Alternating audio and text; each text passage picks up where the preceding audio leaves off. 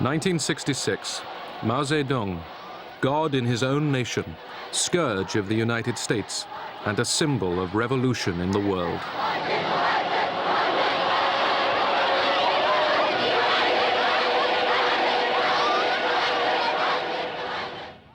Six years later, Mao embraced the enemy. At the summit, face to face, two leaders who direct the destiny of 1 out of 3 persons on the earth. The gate to friendly contact, says Zhou Enlai, has finally been opened.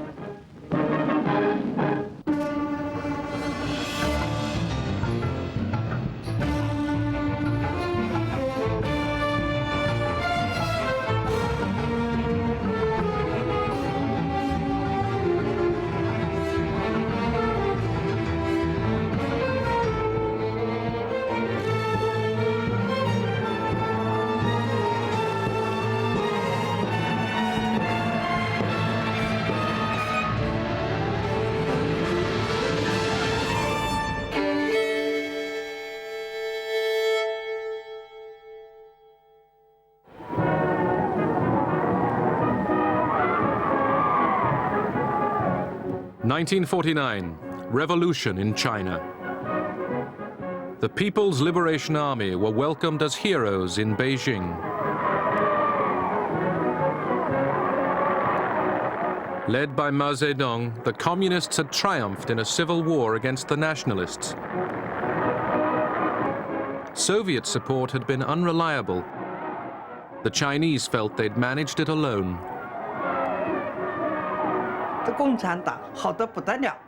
The Communist Party seemed wonderful. It was democratic, it was egalitarian, it promised food for everyone.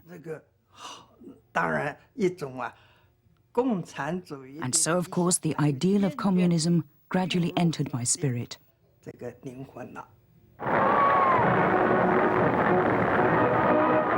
The Americans were devastated to lose China, their best friend in Asia. Oh, we felt that they had betrayed all of our high hopes and our expectations of them. We had become emotionally involved with them, and then they had done this to us. They'd gone off and become communists.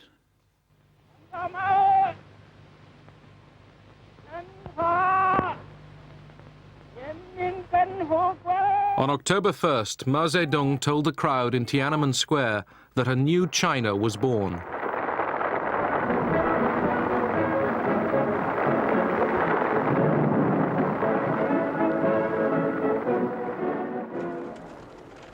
The country was in chaos, exhausted after years of war.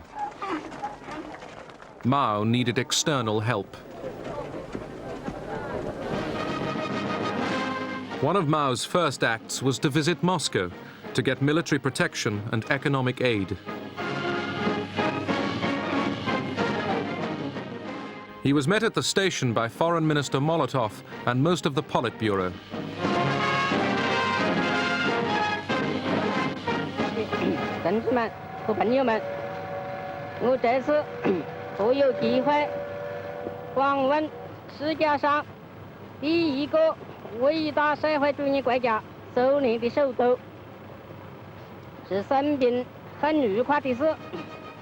Mao then went to the Kremlin to meet Stalin. Mao shook Stalin's hand for a long time, a very long time. Stalin came out to greet him quite slowly. He knew how to play the role of statesman. Stalin was a wonderful actor, and he didn't rush like Mao did. He wasn't afraid of Stalin. He wasn't particularly suspicious of him either. The question was, could they find common ground? Mao had his own particular way of thinking. Stalin had his way. But Mao was in no great hurry. Mao had to be patient. He wanted to conclude a Sino-Soviet friendship treaty without making too many concessions.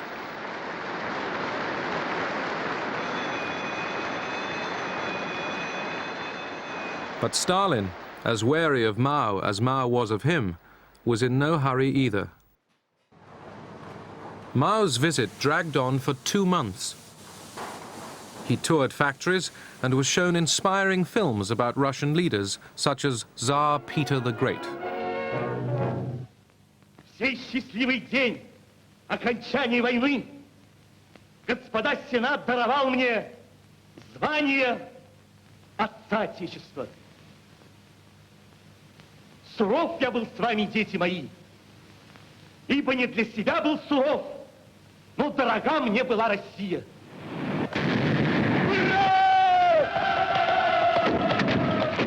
Mao wanted to see the sea. He had never seen a real sea. And Stalin said, of course, surely. Outside Leningrad, we have the Gulf of Finland. That's like a sea. Here's a train for you and a guide. Go, enjoy it. In February 1950, the Chinese and the Soviets signed a mutual defense treaty. The treaty also guaranteed aid for China. At that time, there was the attitude everywhere that Moscow and the Chinese communists were tightly linked, hand in hand. This was perceived by many to be part of a worldwide conspiracy, and hence was somewhat frightening. But to Mao, China always came first. Mao said a treaty can be signed for 10, 20, or 50 years. It doesn't matter. But it must not tie our hands. Mao gratefully accepted the help of Soviet experts in rebuilding Chinese industry.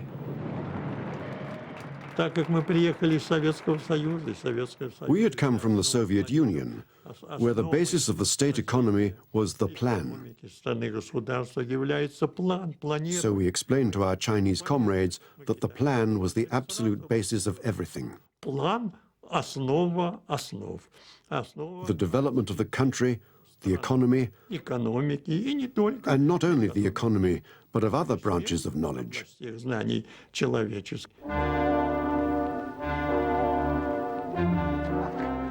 China's rulers embarked on radical land reforms. Land was taken from private owners and handed to the peasants. The former landowners were denounced and humiliated.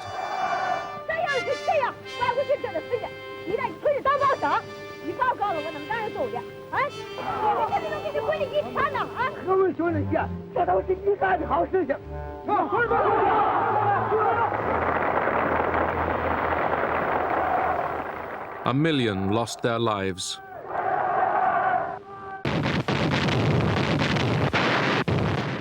In June 1950, North Korea, with Soviet and Chinese backing, attacked South Korea.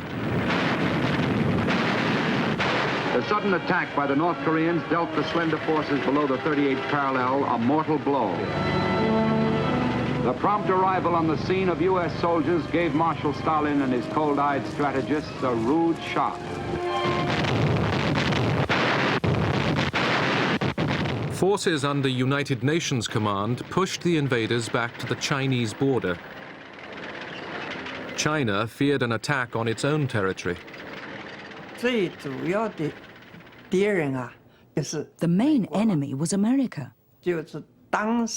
At that time, all the propaganda was directed against America. The proletariat of the whole world must unite to get rid of the capitalists.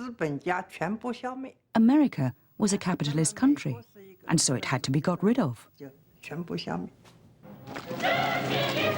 Under the banner, "Help Korea, down with US imperialism," more than 1 million Chinese troops would cross the border into Korea.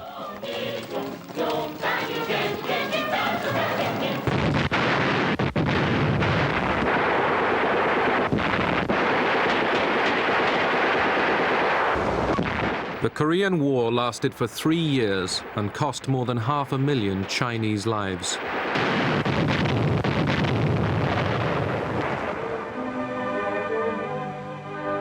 In China, cinema audiences watched films of bumper harvests and new industrial records. 一个新纪录接连着一个新纪录，一个英雄再过一个英雄。中国的工人阶级以自己无穷的智慧和力量，胜利地结束了工业恢复阶段，迎接着即将开始的大规模的经济建设。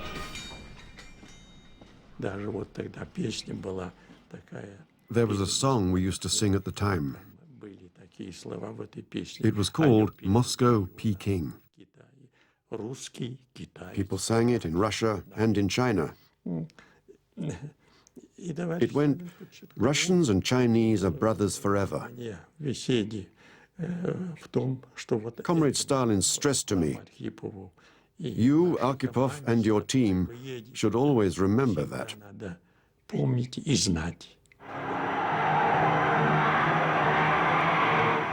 Steel production was a yardstick of national virility. The success of the first three-year plan was celebrated. But although exhilarating, Soviet aid had to be paid for. We Chinese were very enthusiastic towards the Soviets. They were our older brother, our best friend. We expected them to give us a very warm welcome. The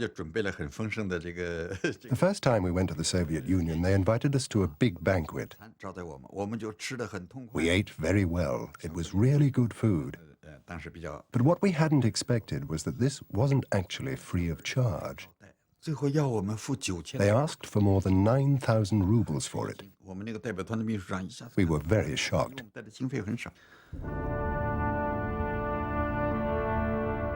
Stalin's death in 1953 had a deep impact in China.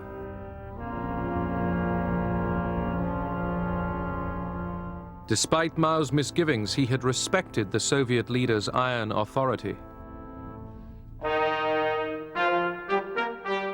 After a power struggle in the Kremlin, Nikita Khrushchev emerged as the new Soviet leader. He and his Politburo visited China to maintain the alliance.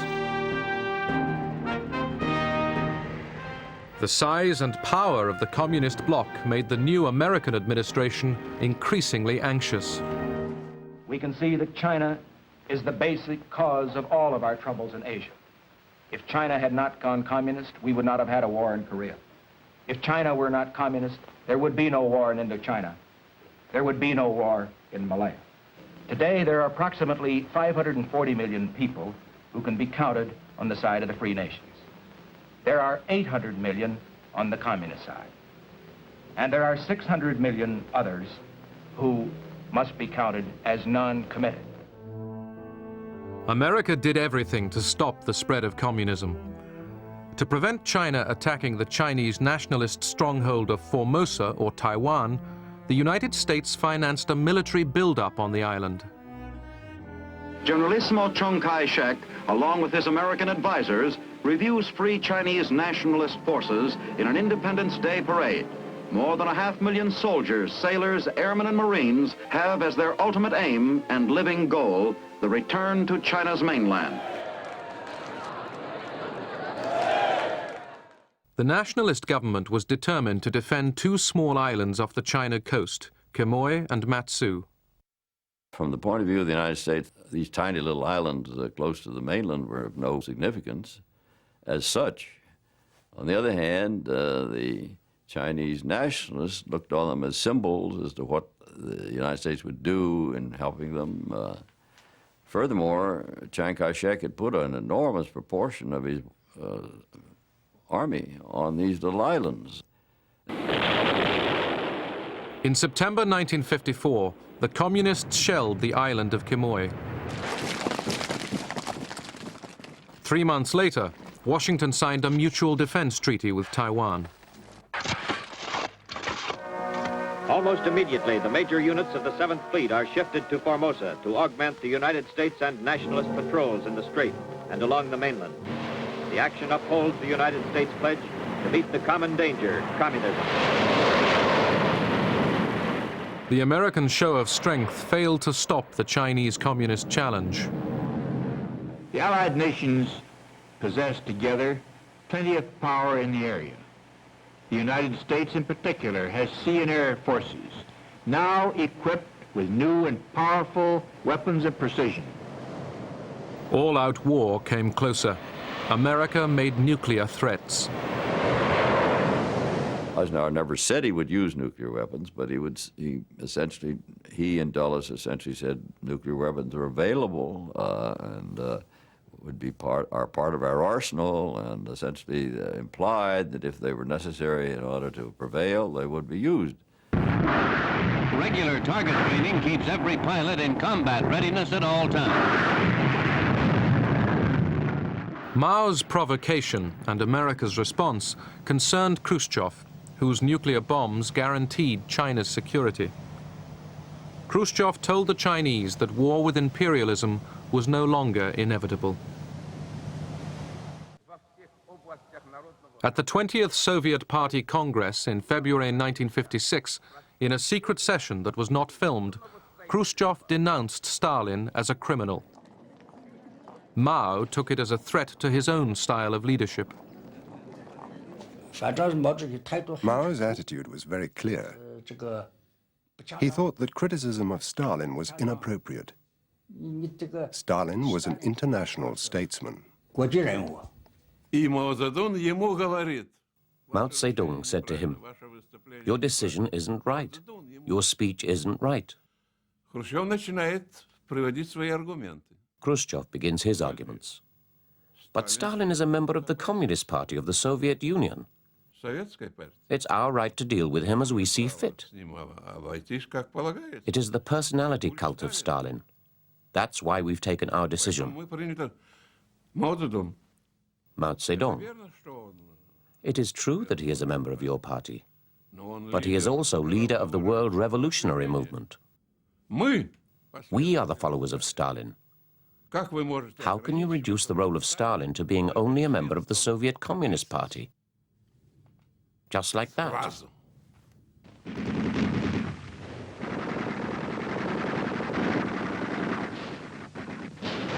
In October 1956, the Hungarians rose up against Soviet domination. While Khrushchev hesitated, Mao urged a violent crackdown. For the 40th anniversary of the Soviet Revolution, Mao went to Moscow. He used the occasion to put himself forward as the new leader of world revolution.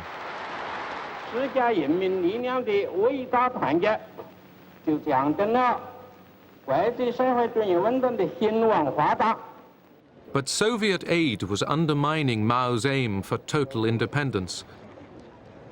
The crunch came in 1958. Khrushchev wanted to set up a long-wave radio station along the Chinese coast to guide Soviet submarines. He suggested setting up a joint naval fleet. This was a clear sign that the Soviets wanted to control China. Mao's understanding was that the Soviet Union was trying to control China in the same way as it controlled countries in Eastern Europe. So he got angry with Khrushchev and said, "If you want it, I'll give you the whole coastline and I'll go back to the mountains." Mao still needed Soviet know-how. He wanted to create China's own nuclear industry. The Chinese comrades then expressed a new wish. They said they would very much like to receive more aid from us in order to build plants and facilities for the production of the atomic bomb. Such an agreement was signed. Mao said that the atomic bomb was a paper tiger. But he also knew that whether a country had the atomic bomb or not had a huge bearing on its position in the world and on its international influence. In 1958, Khrushchev visited China to renew Soviet support. But Mao's nuclear demands had already strained relations with the big brother. Mao Zedong said, "You are communists, and we are communists. Communists usually share. Will you give us the atomic bomb or not?" Khrushchev, "And what do you want the atomic bomb for?" We have the atomic bomb, and we will stand up for China just the same as we would for the Soviet Union. Yes, Mao said, it's true. But we are not just some tin-pot village. China is a great country, and we want to have it. Khrushchev, you don't need it, and so on. Mao then says, so you don't want to give it to us then? Despite the fact that we tried to slow down the help with nuclear weapons to China, we had already given them the blueprints and practically all the assistance necessary for making the atomic bomb.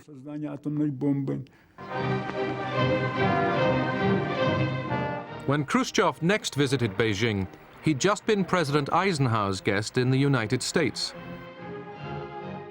After a frigidly polite reception, Khrushchev was accused of being an American stooge. Khrushchev protested that this was no way to talk to a communist leader. Mao's foreign minister, Marshal Shen Yi, was screaming at Khrushchev. He said, "You're only a political leader, but I'm a marshal, and I'll say what I like." This argument had a huge impact on Sino-Soviet relations. From here on, no common ground could be found on major issues. After that, they split up. The struggle for preeminence in the communist world was now out in the open. Here were two despots, each used to having his own way. They couldn't cooperate. In the communist camp, the question was always, who was number one? Who was the Tsar?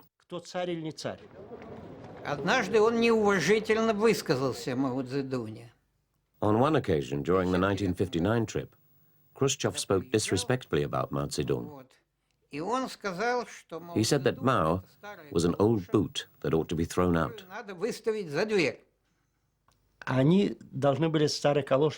They had to translate old galosh, and they translated it as old boot.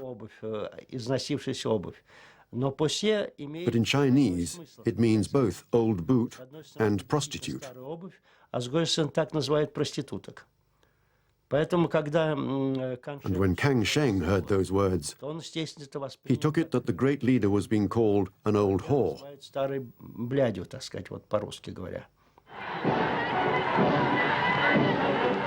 Soviet advisors would soon be withdrawn from China. Rivalry between the communist powers was ideological as well as personal. Ideological squabbles could get quite comical. The Soviet side would say, we are the Marxists. And then the Chinese would say, no, we are the Marxists. The Soviets would say, we are red. And the Chinese would say, we are even redder. It could appear funny, but the damage was really serious. The party started issuing documents, editorials, attacking Soviet revisionism. So from then on, along with other slogans, we had to shout down with Soviet revisionism.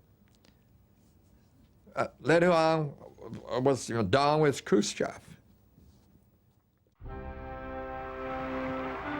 In 1958, Mao had thought up a new policy, the Great Leap Forward, the grandiose plan to transform China into a rich world power. Land was taken over by the state. The family unit was to disappear. People were organized into huge communes. A utopian world of plenty would come from sheer force of will.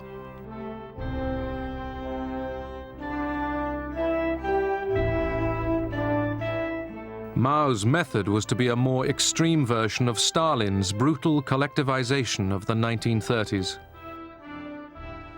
The Great Leap Forward was a kind of recklessness.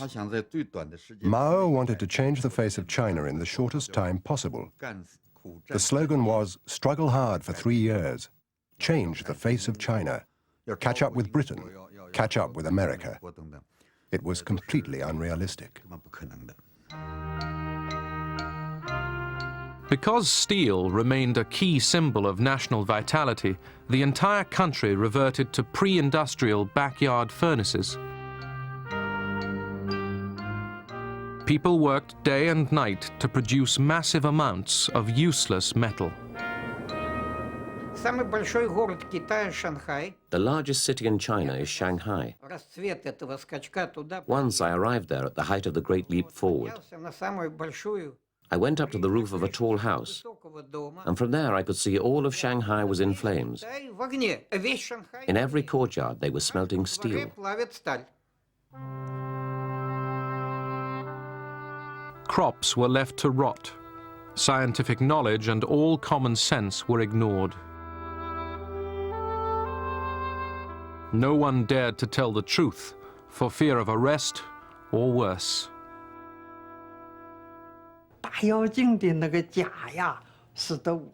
The lies of the Great Leap Forward were absolutely unbelievable. Anybody who did not speak in falsehoods was demoted or expelled from their jobs. From the time of the Great Leap Forward, all Chinese people learned to tell lies. The peasants' food was taken from them by force to make up bogus quotas. It was one of the worst man-made disasters in history.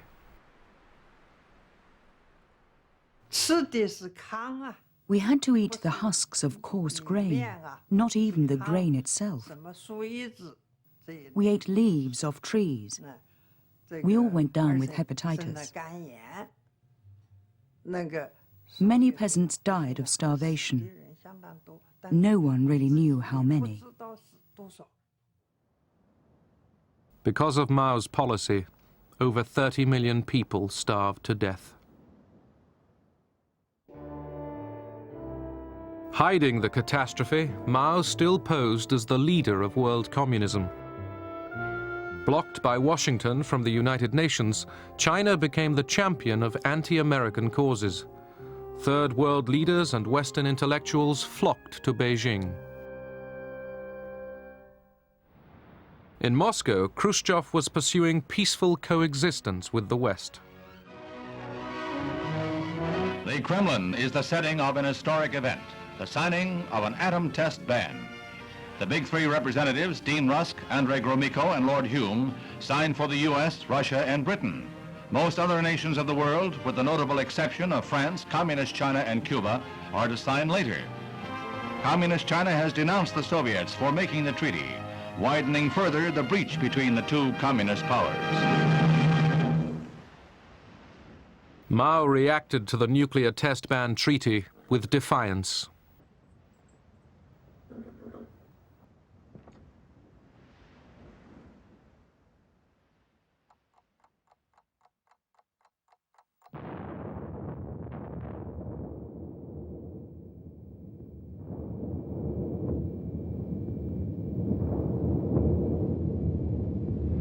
Chinese communist nuclear detonation is a reflection of policies which do not serve the cause of peace.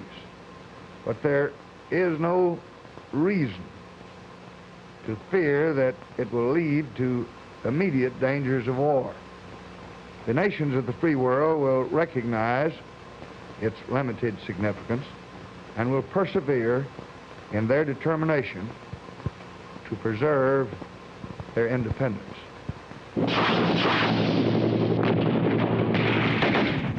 In 1965, US Marines were sent to South Vietnam. President Johnson was determined to prevent communist North Vietnam and its allies in the South gaining power. In China, the masses were mobilized to support neighboring North Vietnam.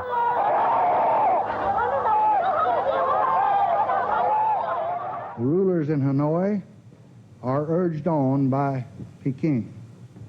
This is a regime which has destroyed freedom in Tibet, which has attacked India, and has been condemned by the United Nations for aggression in Korea. It is a nation which is helping the forces of violence in almost every continent. The contest in Vietnam is part of a wider pattern of aggressive purposes.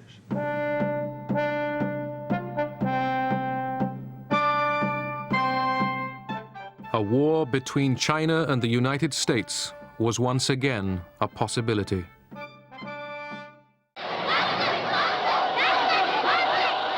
Haunted by the failure of the Great Leap Forward, Mao was fighting to maintain his domination of China.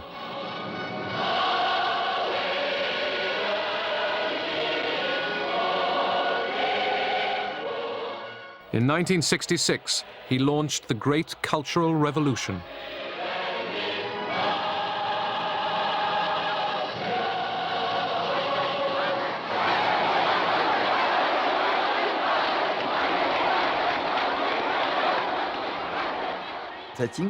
He failed to bring about an economic miracle, so in 1966 he wanted a political miracle.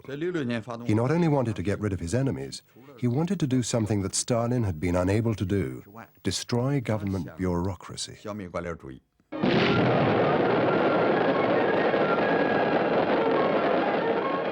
The Mao personality cult did not come to full blossoming until the Cultural Revolution, when he became the so-called Four Greats: the great leader, great helmsman, great supreme commander, great teacher. He has replaced Stalin, and Beijing has become the center of world revolution. Millions of young people were recruited to be Mao's Red Guards. Their idealism was exploited to create mayhem and to destroy every vestige of the past. Chairman Mao says, Marxism consists of thousands of truths, but they all boil down to one phrase: it's right to rebel. The proletarian revolutionary rebels hold high the great red banner of Mao Zedong's thought. Through big character posters and great debates, they argue things out, expose, criticize, and repudiate thoroughly, and launch fierce attacks on all kinds of representatives of the bourgeoisie. The first action was to change the names of roads. The name of the road outside the Soviet embassy was changed to Anti-Revisionism Road. There were demonstrations outside the Soviet embassy. Most of the demonstrators were Red Guards.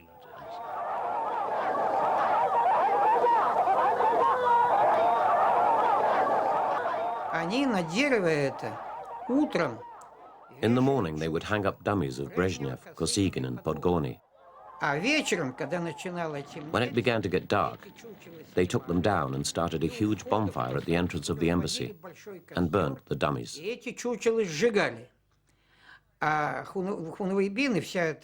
The Red Guards and the young people gathered around the fire and danced and yelled anti-Soviet slogans.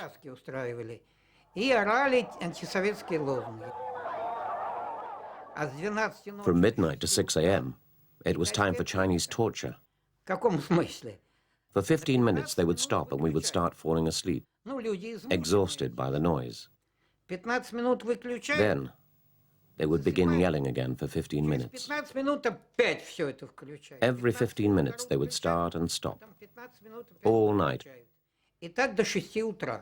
Then, at 6 a.m., the noise would begin and continue all day.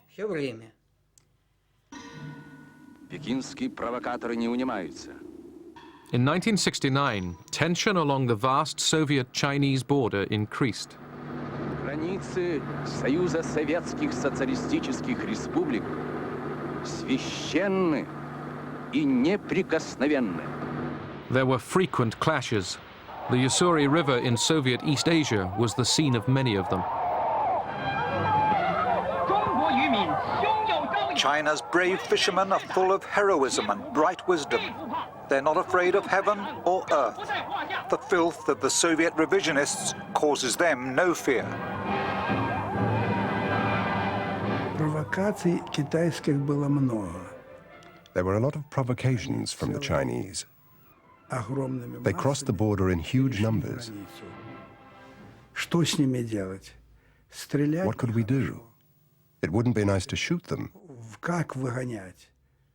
But how could we get rid of them? It was a difficult question to solve, and so things got worse. The Chinese were mostly to blame. Images of aggressive Chinese at the border fueled Soviet fears of an invasion.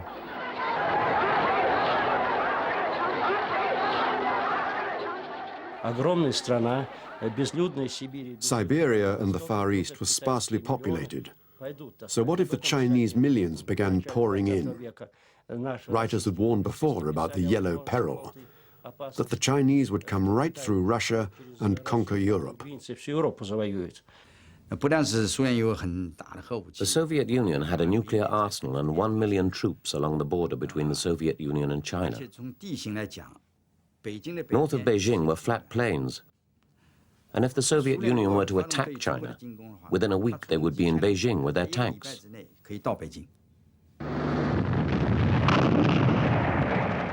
A battle was fought over a tiny island in the Ussuri River in March 1969.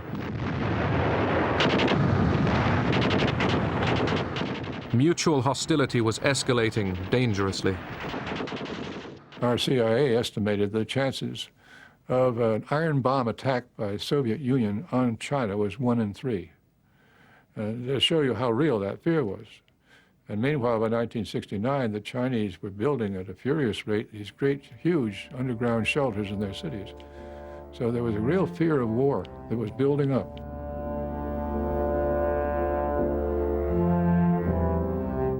The vast network of shelters tunneled underground was meant to withstand nuclear attack.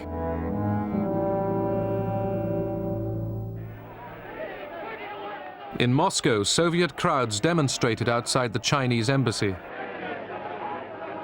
The Soviet press hinted at a possible nuclear war with China. I don't think anyone in Moscow had serious plans for a nuclear missile strike on China. It would have been madness.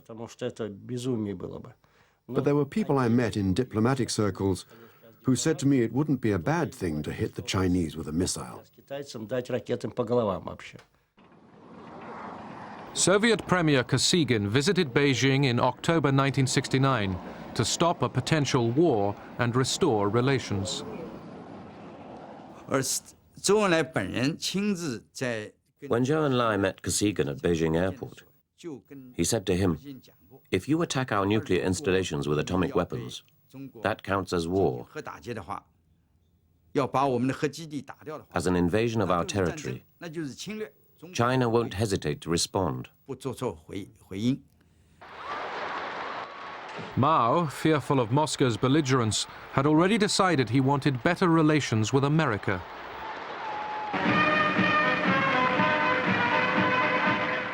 America's new president, Richard Nixon, although a lifelong anti-communist, came to a similar conclusion.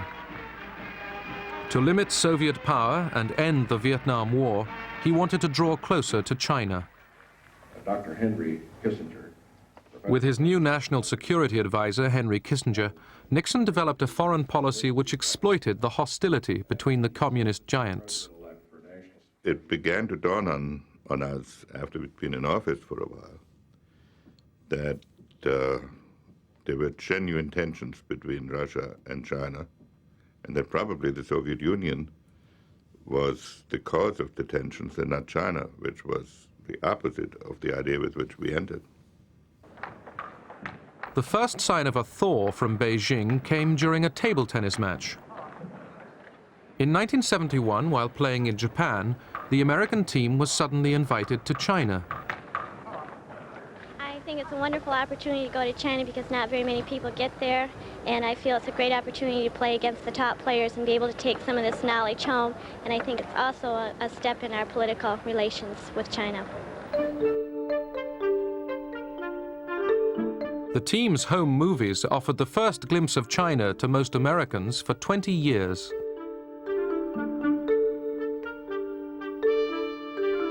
The scene was more disorienting because you would see slogans, signs every place, long live the unity of the people of the world, down with the U.S. imperialists and all their running dogs.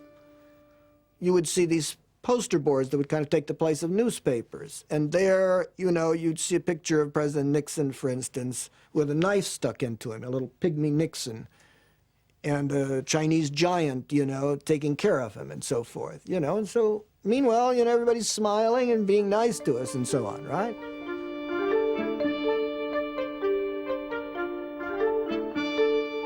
They've got this slogan, friendship first, competition second. And they very nicely, I think, beat us 6 matches to 5 matches.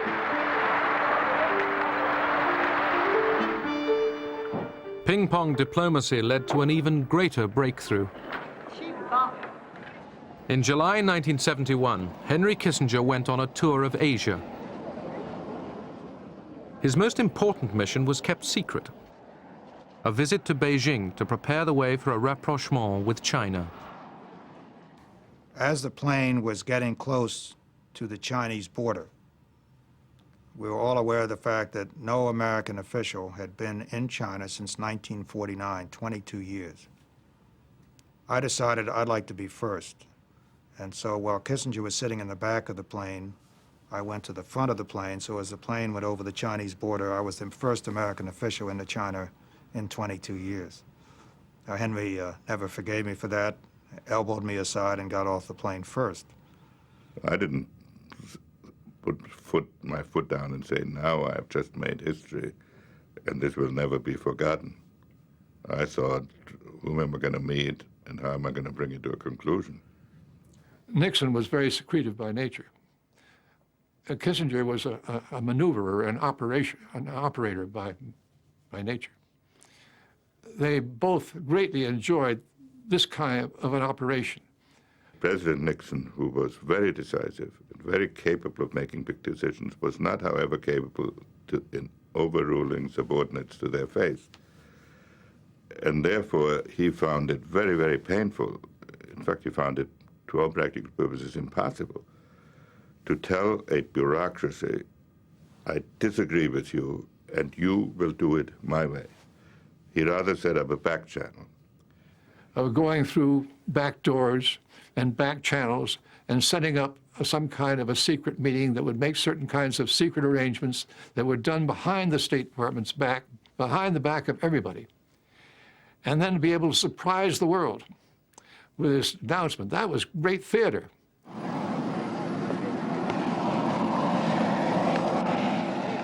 Nixon's trip to Beijing changed the balance of the Cold War. His Chinese triumph also stole the headlines from the increasingly grim events in Vietnam. At that time, we felt very excited. We thought that this was a very good thing, because China's isolation from the rest of the world had created many disasters. I knew that Mao didn't have very long to live, and I thought that he'd at last made a good decision. I also believed that only Mao could make that decision, that whoever succeeded him wouldn't have the courage to make such a decision. Premier Zhou Enlai moves forward to greet the first American president to set foot on Chinese soil.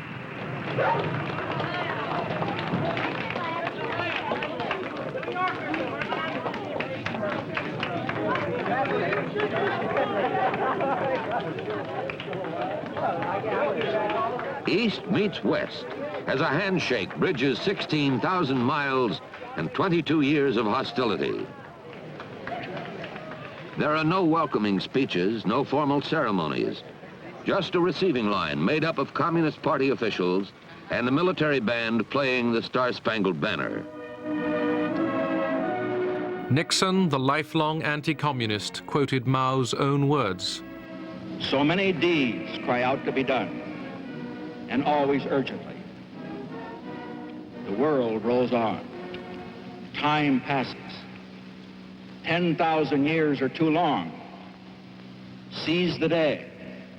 Seize the hour. This is the hour. This is the day. Peking newspapers, which had played down the Nixon visit, now give it front-page coverage. Dealers sell out as readers follow day by day the president's activities. Today, the president walks among priceless treasures from China's golden age. Among them, a pair of ear stoppers used by the emperor to keep from hearing criticism. Give me a pair. I didn't put my foot down and say, now I've just made history. On the way back from Beijing, I knew we had made history.